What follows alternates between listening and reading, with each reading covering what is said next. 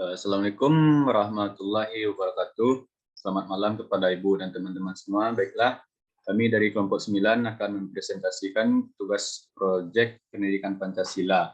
Sebelum itu izinkan kami dari kelompok 9 sesi 1227 yang beranggotakan dengan saya sendiri Adrian Hidayat NIM 21052030 sebagai ketua kelompok, dan anggota saya yang bernama adalah Febrianti NIM 21052035. Selanjutnya Putri Diana NIM 21052061, Bulan Utari NIM 21052069, dan terakhir Yuliantika Anggraini NIM 21052026. Baiklah, kami akan mempresentasikan materi tentang Pancasila sebagai paradigma pembangunan dengan submateri yang pertama itu ideologi, yang kedua politik, yang ketiga ekonomi, yang keempat sosial dan budaya, yang kelima pertahanan dan keamanan.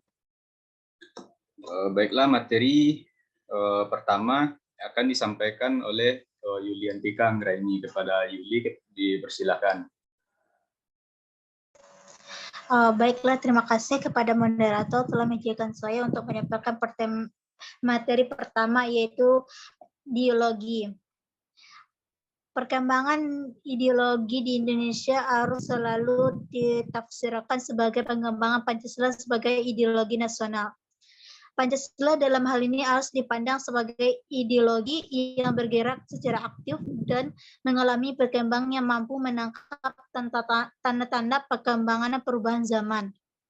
Dalam perkembangan ideologi Pancasila harus selalu diperhatikan, yaitu ada dua hal. Satu, kedudukan Pancasila sebagai ideologi terbuka dalam artian Pancasila sebagai bentuknya ideologi yang idealis, realistis, dan fleksibel, yang selalu berupaya terbuka terhadap usaha-usaha perkembangan dirinya, tanpa harus kehilangan jati dirinya sebagai dasar negara Indonesia.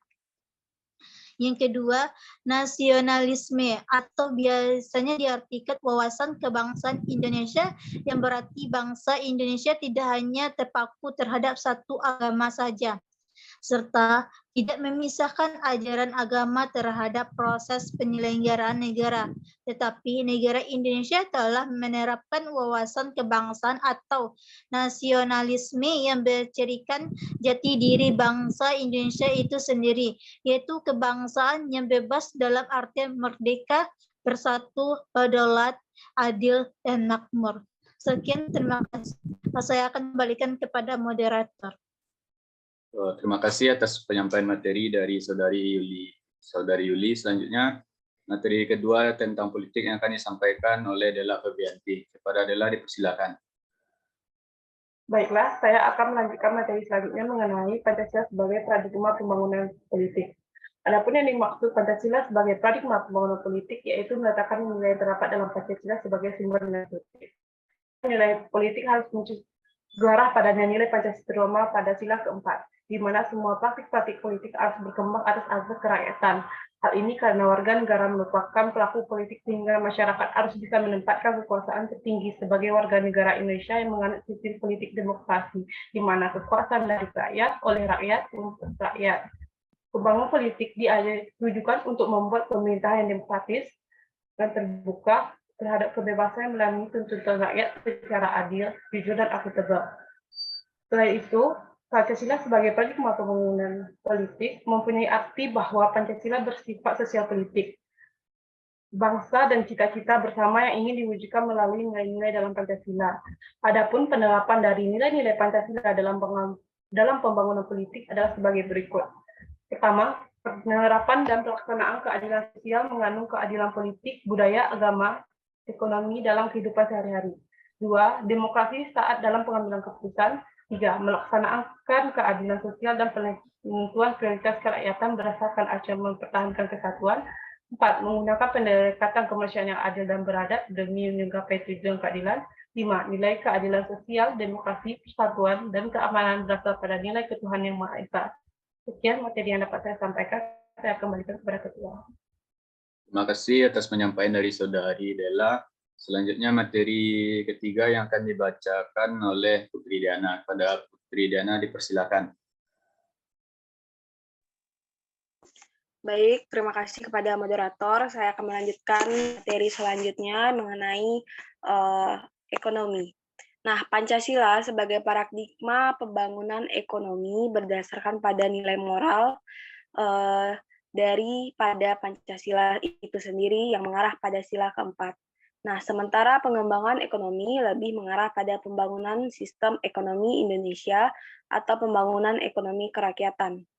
Nah, ekonomi kerakyatan ini mempunyai kebijakan yang harus untuk kemakmuran atau kesejahteraan rakyat yang mewujudkan perekonomian nasional yang lebih berkeadilan bagi seluruh warga negara Indonesia. Kemudian sebagai paradigma di bidang ekonomi dapat dengan 3 cara, yaitu cara yang pertama, sistem ekonomi negara senantiasa berdasarkan pada pemikiran untuk mengembangkan ekonomi atas dasar moralitas kemanusiaan dan ketuhanan. Itu terdapat pada sila pertama dan kedua Pancasila. Yang kedua yaitu menghindari pengembangan ekonomi yang mengacu pada sistem monopoli dan persaingan bebas. Yang ketiga yaitu mengembangkan sistem ekonomi kerakyatan dan kekeluargaan yang diperuntukkan untuk mencapai kesejahteraan rakyat secara luas. Mungkin hanya sekian, saya kembalikan kepada moderator. Terima kasih atas penyampaian materi dari Putri Diana. Selanjutnya materi keempat yang akan dibacakan oleh saya sendiri yaitu Pancasila sebagai paradigma di bidang sosial dan budaya. Pancasila sebagai paradigma dalam pembangunan sosial budaya adalah berdasarkan pembangunan sosial budaya, berdasarkan nilai-nilai yang telah ada dalam masyarakat. Nilai-nilai yang ada pada masyarakat pada dasarnya merupakan dasar dari nilai-nilai yang terkandung dalam Pancasila. Dalam rangka pembangunan sosial budaya, Pancasila merupakan sumber normatif yang bertujuan untuk menaikkan harkat dan martabat manusia, menjadikan warga negara menjadi masyarakat yang beradab dan berbudaya. Pada era globalisasi, nilai-nilai budaya yang berkembang dalam masyarakat sudah mulai tertimbun oleh budaya-budaya barat yang masuk ke Indonesia.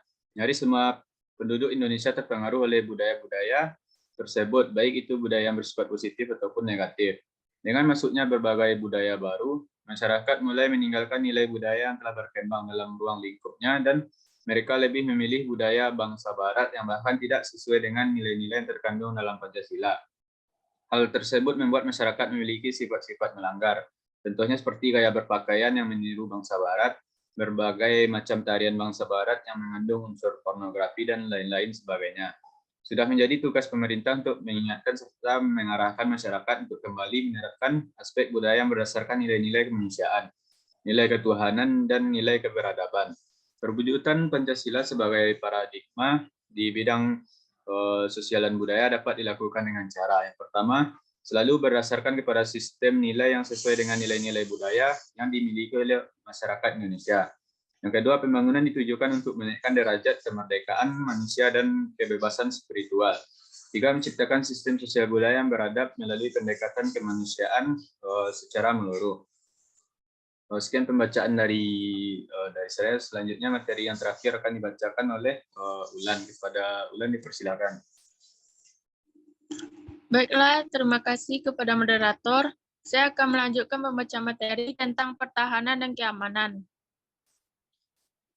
Sistem pertahanan dan keamanan Indonesia disebut Sistem Pertahanan dan Keamanan Rakyat Semesta atau Sishan Kamarta.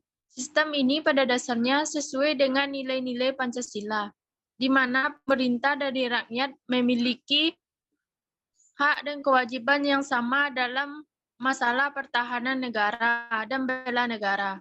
Pancasila sebagai paradigma pembangunan pertahanan dan keamanan telah diterima oleh bangsa Indonesia sebagaimana tertuang dalam Undang-Undang Nomor 3 Tahun 2002 tentang pertahanan negara. Perwujudan dari nilai-nilai Pancasila dalam pembangunan bidang pertahanan dan keamanan dilakukan dengan cara 1. Pertahanan dan keamanan negara harus berdasarkan kepada tujuan demi tercapainya kesejahteraan hidup manusia sebagai makhluk Tuhan Yang Maha Esa. Yang kedua yaitu pertahanan dan keamanan negara harus berdasarkan kepada tujuan demi tercapainya kepentingan seluruh warga negara Indonesia. Yang ketiga yaitu pertahanan dan keamanan harus mampu menjamin hak asasi manusia, persamaan derajat, serta kebebasan kemanusiaan.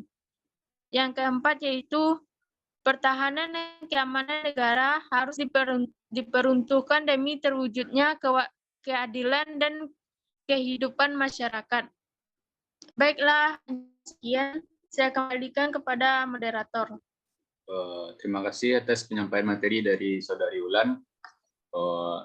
Sekian presentasi tugas proyek pendidikan Pancasila dari kelompok 9. Kalau ada kata-kata yang salah, mohon dimaafkan. Sekian, terima kasih. Assalamualaikum warahmatullahi wabarakatuh. Waalaikumsalam. Waalaikumsalam warahmatullahi wabarakatuh.